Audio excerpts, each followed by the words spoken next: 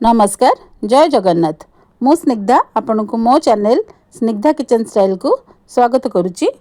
आज मु आपण आनी आम ओडिशार गोटे पारंपरिक रेसिपी जोटा है क्षीर गजा। प्राय समस्ते आम ओडिया माने क्षीर गजा खायापी बहुत पसंद करथांती। आज मु आपण को क्षीर गजा बनईकी देखी इजी आ सहज उपाय क्षीर गजा बनवाई मु एठी नहीं अध किलो मैदा एथरे गुआ घी पकईची गोटे चमच पानमधुरी आउ खाइबा अनुसार लुण आउ गोटे पिंच खाइबा सोडा आकु सबू आम एका सांगे मिसई दबा। घी को मैदा सांगे एकदम से मकची की मिसेबा। आधे मु पकईची मिल्क पाउडर। आपण जो कौन ब्रांडर मिल्क पाउडर नहीं पारे। आपण चाहिए क्षीर में चकटी पारे। क्षीर न खाऊले आपण पानी रे भी चकटी पारे। टिके मिल्क पाउडर पकेबा द्वारा टिके स्वाद अधिका बढ़ी जाए। बर्तमान देखंतु याकु मु एकदम से मिसई देइची। आकु एमती मिठा करबा जेमती भांगी जाउथबो सेतिकी खास्ता आमे बनेबा। बर्तमान आकु पानी अल्प अल्प देइकी चकटिबा। एट ए टाइम एका संगे पानी दे देबेनी। देखंतु मु धीरे धीरे पानी देइकी प्रथमे आकु एकाठी करिची। आउ देखिए साइड रे पुणी जो मैदा गुड़ा रही जाउथबो ताकू पुणी धीरे धीरे पानी देकी आमे एका संगे गोटे डो टाइप रो बनेबा।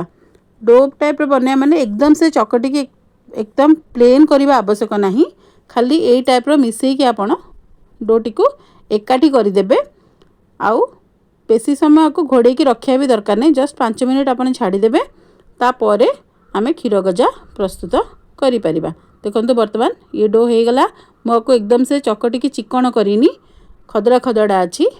बर्तमान आपको गोटे बेलना पट्टा नहीं ता देहरे कौन करवा ये जो डोटी को 2 भाग करदे।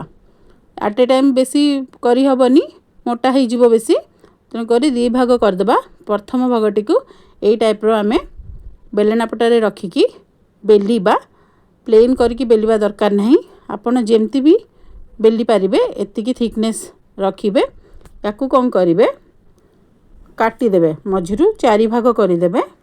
4 भाग करिकी तापरे से भाग गुडी को ता उपरे आमे पुणी रखिबा।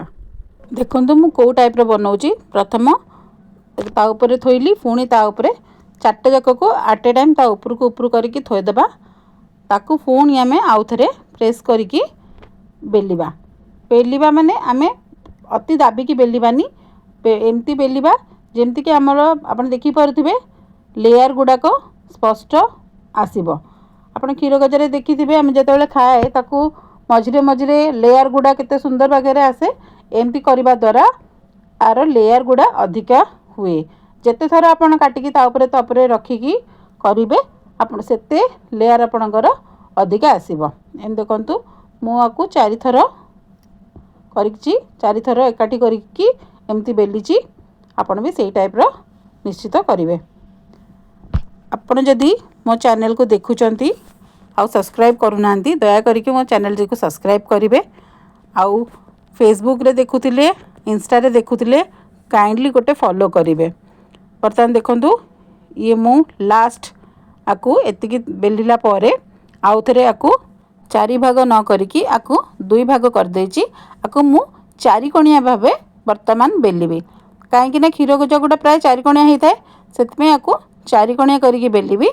बर्तमान देखंतु टिके हल्का 4 कोणिया हेलानी मुझे जो साइडटा थिला ताकू ता ऊपर रखिकी आउ थरे बेली देइची।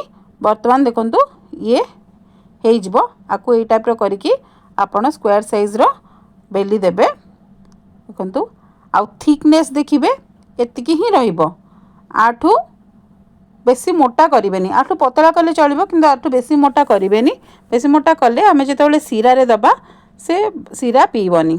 बर्तमान आपको यही टाइप रो छोट छोट स्क्वायर टाइप रो आम काटिदबा। आप देखिपे आधे लेयरटा केते सुंदर आसी। आम जो छाणीबा ना से यार लेयर आप पूरा जानीपर भल कि।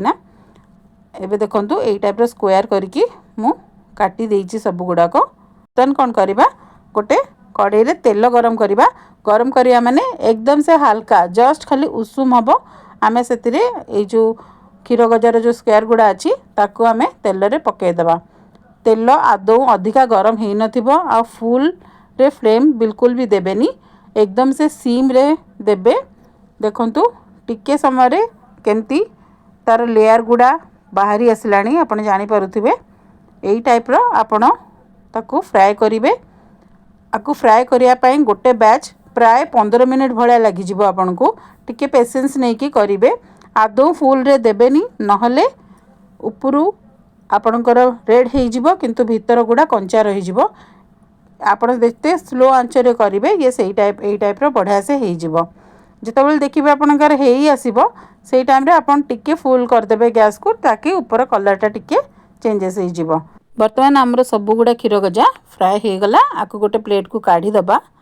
आपरे सीरार पाली, सीरा तो आपण बनै जानिथिबे। गोटे कप चीनी रे गोटे कप पानी देकी मुआको भल से फुटई देइछि। सीरा एकदम से मोटा हबनी, नाले भितर सीरा पीबनी। बर्तमान फुटेला परे ए जो क्षीर गजगड़ को सीरा देहरे आमे ए टाइप रे पके दबा। आउ ताकू 4-5 घंटा पेंगा छाड़ी दबा, ताकि जो सीरा ता भीतर एकदम से भल रे पी जिवो। एई टाइप रे देखंतु लेयर गुड़ा केते बढ़िया से हेची।